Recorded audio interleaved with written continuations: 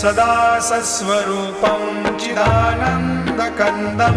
जगत्सम्भवस्थानसंहारहेतुं स्वभक्तेच्छया मानुषं दर्शयन्तं नमामीश्वरं सद्गुरुं साईनाथं भवद्वान्तविध्वंसमार्तण्डमीड्यं मनोवागतीतं मुनिर्ध्यानगम्यं